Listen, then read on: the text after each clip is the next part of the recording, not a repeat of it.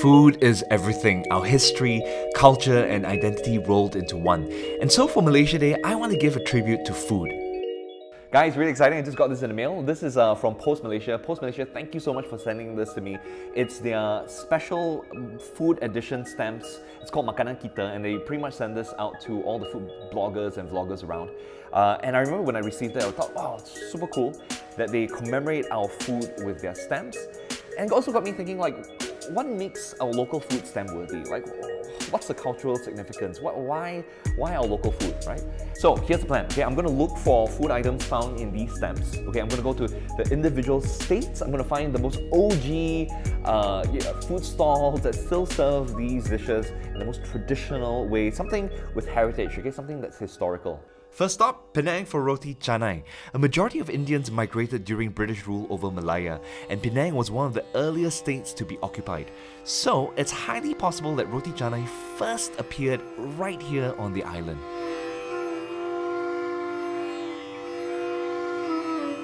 Guys, straight from the airport, right to this first spot of ours, really exciting because this is possibly one of the oldest Roti Canai spots in all of Malaysia. It's Roti Canai Jalan Argyll. It's been here since 1955. That's before our country's independence.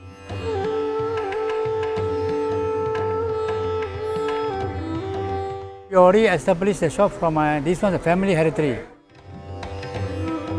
Roti Canai means India they call paratha. Here, Malaysian word they call Roti Canai. Roti with Canai. Canai means we try to do this one, it's called Canai.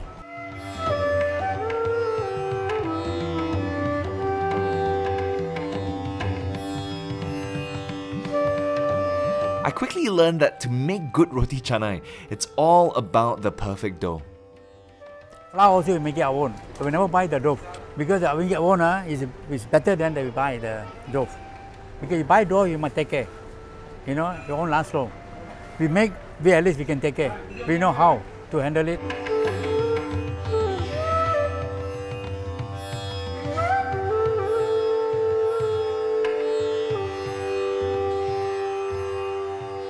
In terms of the food being stamp-worthy, I think it definitely is stamp-worthy because besides Nasi Lemak, nothing else is as popular as Roti Canai. It's insane.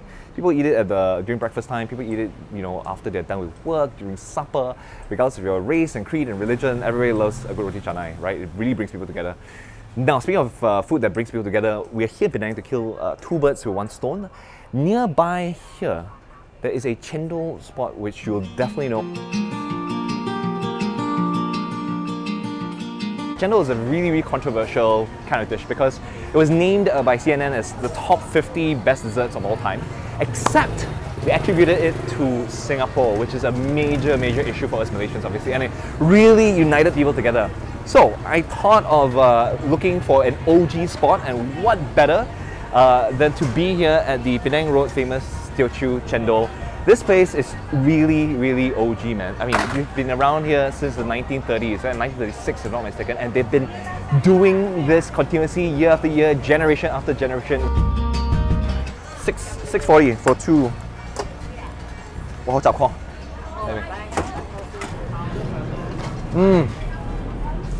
This is exactly how I remembered it.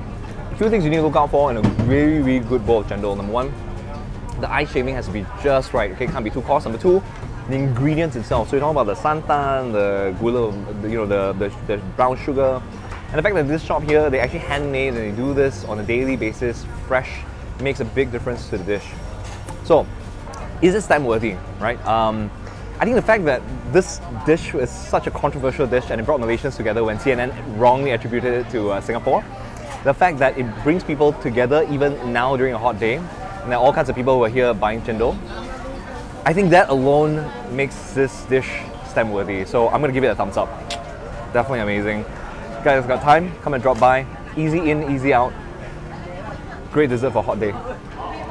As much as I'd like to stay in Penang, I was running short on time. We are not staying overnight in Penang. We have to go to the airport after just being here for 5-6 hours because we are taking the first flight out of here to our next destination, which is in Sarawak. We're here in Kuching, Sarawak, and if you ask anyone here in Kuching, what the national dish should be, they'll always tell you it's Kolo mee, man. Kolo mee is really special because it's endemic to Sarawak. Nowhere else in the world sells this version of the Kolo mee.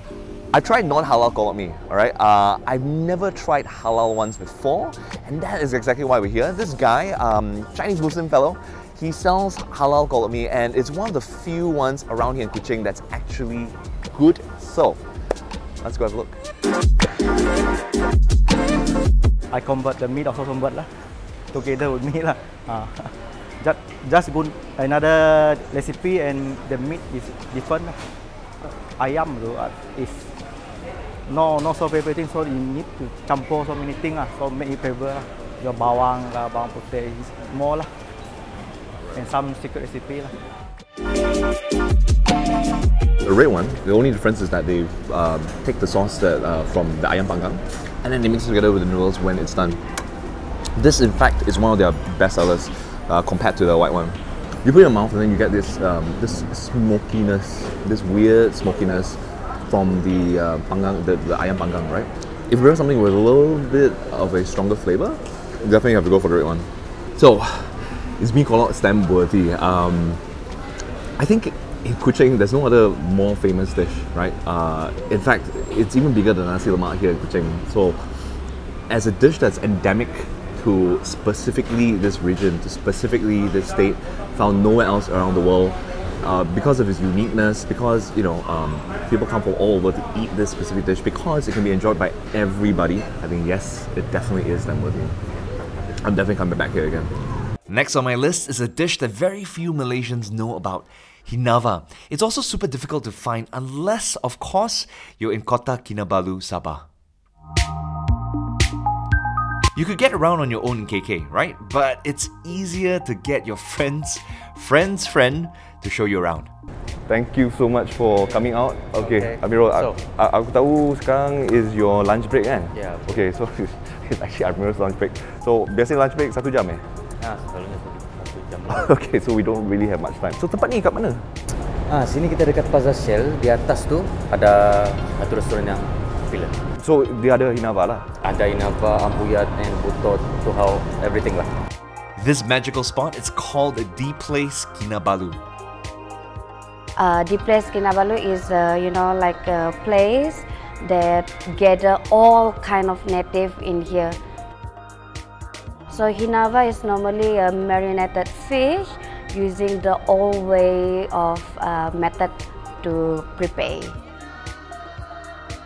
Hinava, we normally marinate with the wild mango seed. The wild mango seed, we call it badu bambangan. So bambangan fruits that only can be found in Borneo. We are keeping our tradition by using the old method, the original ingredient to make the taste just like what my old grandmother taught me.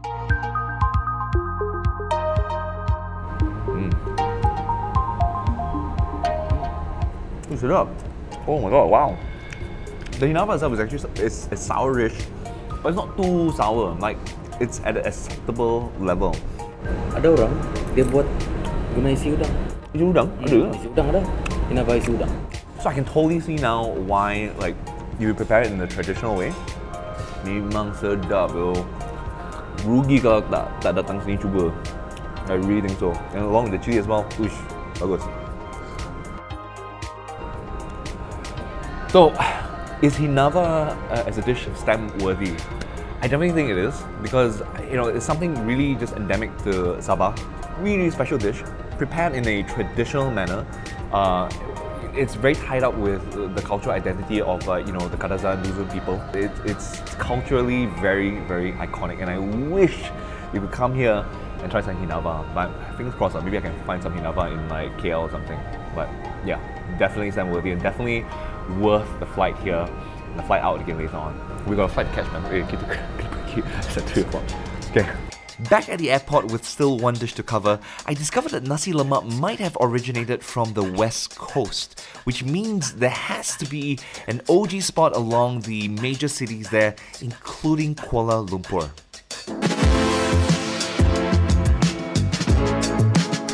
Guys, we're in Tasik Perdana right now, and I was kind of worried that wouldn't know which shop this Tanglin Nasi Lemak place is, but it's so easy. Just look at where the line is lah. That's where the shop is. There's a high possibility that Nasi Lemak came from the West Coast. I was kind of looking around for, along our West Coast stretch to see where the Nasi Lemak stalls are, but I'm like, we're in the heart of KL. Why not go to Tanglin Nasi Lemak? Tanglin Nasi Lemak, it's been around since 1948. Nasi Lemak, if you think about it, it's kind of perfect, right? It's got your carbs when it comes to the actual rice.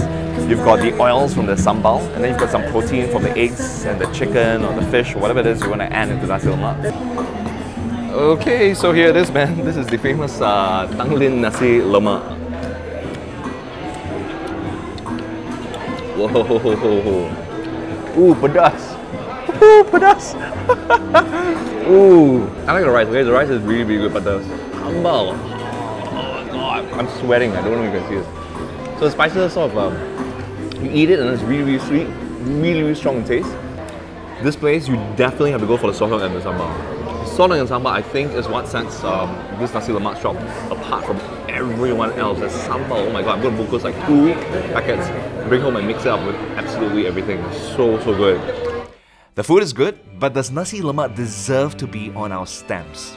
In terms of the king of food here in Malaysia, I think it definitely has to be Nasi Lemak. Simply because in every single state that you go, whether it's Penang, it's the East Coast, it's North, South, there's always a version of the Nasi Lemak. You've got the base, which is the santan with, but they have their own permutations, and I think it raises and elevates this food from being something as simple as just a breakfast dish to something really iconic that everyone can call their own. This is the most stamp-worthy of them all, in my honest opinion. It's because of how iconic it is. So, amazing. Over the last 4 days, I've eaten at some amazing spots. I learned about how our food came to be, why they're so important, and I met some unsung heroes, the caretakers of our food's heritage. As cliché as it sounds, food doesn't just bring us together, it defines who we are.